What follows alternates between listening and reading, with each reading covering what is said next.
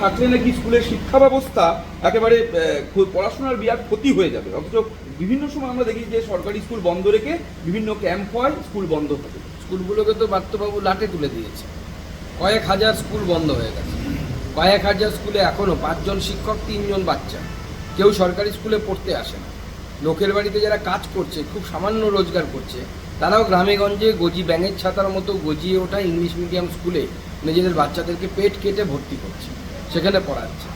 এবং school college বিশ্ববিদ্যালয় সব জায়গাতেই ব্রাত্যবাবু এবং তার তৃণমূল কংগ্রেসের দলবল যে হুলিগানিজম শুরু করেছে, তারপর শিক্ষা নিয়ে আর বর্তমান শিক্ষামন্ত্রীর মুখ খোলা উচিত নয়। যত খুলবে তত দুর্গন্ধ বেরোবে। আমরা দেখলাম যে গতকাল ফাঁসি দেওয়াতে আদিবাসী মহিলাকে মারধর, তার প্রতিবাদে আদিবাসীদেরকে পুলিশ রীতিমতো পেটল। গত 15 বছর ধরে মমতা ব্যানার্জির শাসনকালে আমরা দেখলাম যে আদিবাসীরা বরাবর অপমানিত। দেখুন, দুটো ঘটনা প্রমাণ করছে যে দুটো সম্প্রদায়ের প্রতি মমতা বন্দ্যোপাধ্যায় সরকারের অ্যাপ্রোচ কী। যখনই আদিবাসীরা যাচ্ছেন তাদের দাবি দাওয়া, তাদের সমাজের উপর ঘটে যাওয়া অত্যাচারের বিরোধিতা করতে, তখন তাদের উপরে জল কামান, লাঠি, শুধু তাই নয়, পুলিশকে আমরা ঢিলও ছুটতে দেখেছি।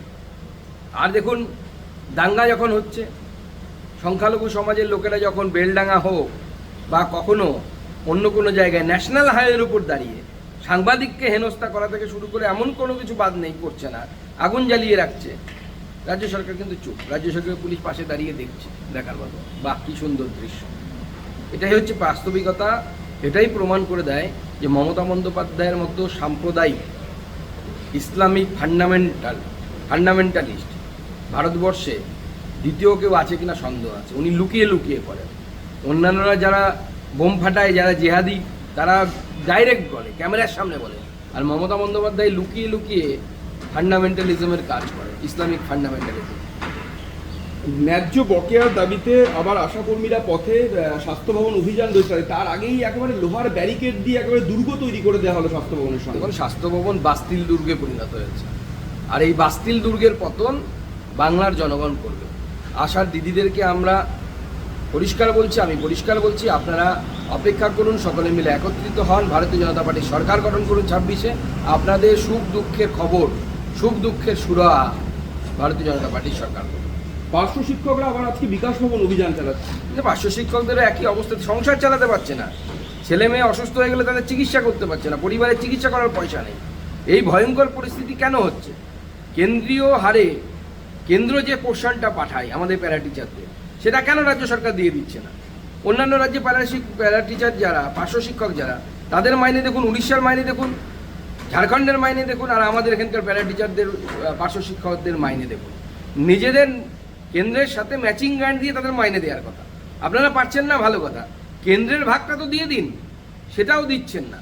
কেন্দ্রের ভাগ থেকে, ওখান থেকে টাকা নিয়ে পার্শ্ব শিক্ষকদের মুখের গ্রাসকে কেড়ে নিয়ে কোথাও সবুজ সাথী সাইকেল, কখনো সেটাকে ব্যাগ দেওয়া হচ্ছে, মাইনের টাকাটা কেটে দেওয়া হচ্ছে। সর্বশিক্ষা মিশনে সরকার টাকা দেয়, কেন্দ্র সরকার টাকা দেয়, সেই টাকাটাকে এইখানে তারা নষ্ট করছে।